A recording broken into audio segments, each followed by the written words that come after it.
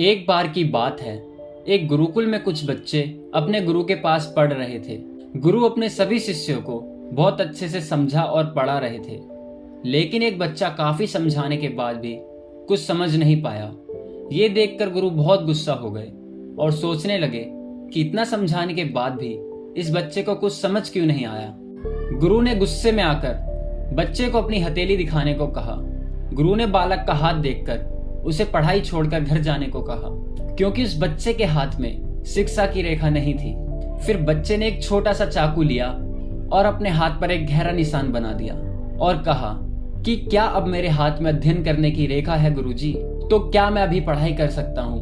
बच्चे की इस हिम्मत को देखकर गुरु ने कहा, तुम्हें पढ़ाई करने से कोई नहीं रोक सकता।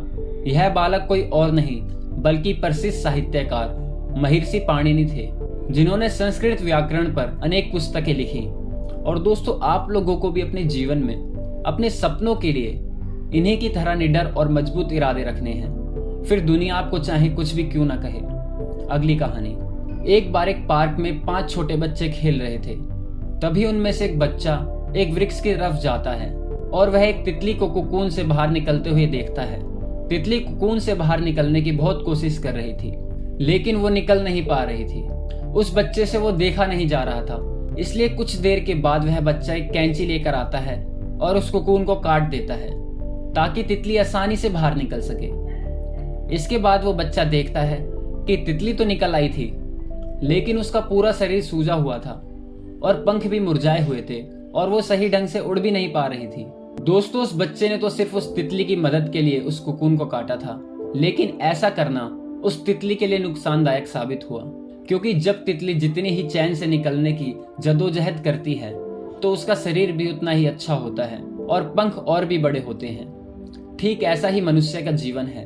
आप जितना अधिक संघर्ष करेंगे आप उतने ही अधिक सफल होंगे, लेकिन आपका संघर्ष एक सही डायरेक्शन में होना चाहिए, क्योंकि कई बार हम अपनी जी जान से संघर्ष तो करते हैं लेकिन हमें उसका रिजल्ट नहीं मिलता। इसलिए संघर्ष भी एक प्रॉपर डायरेक्शन में होना चाहिए।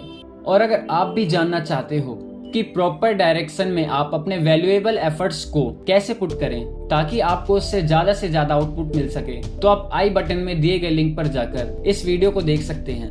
अगर आप सोचते हैं कि आपको बिना मेहनत के, बिना किसी प्रक्रिया से गुजरे सब कुछ मिल जाएगा, तो आप उस सफलता को संभाल नहीं पाएंगे, क्योंकि चिड़ियाघर के शेर की तरह जिसे खाना तो आसानी से मिल जाता है, लेकिन अगर आप उसे अभी जंगल में छोड़ दें तो दूसरे जानवर उसे मार डालेंगे, क्योंकि इसने कभी लड़ना नहीं सीखा। यह इस प्रक्रिया से नहीं गुजरा, इसे सब कुछ आसानी से मिल गया।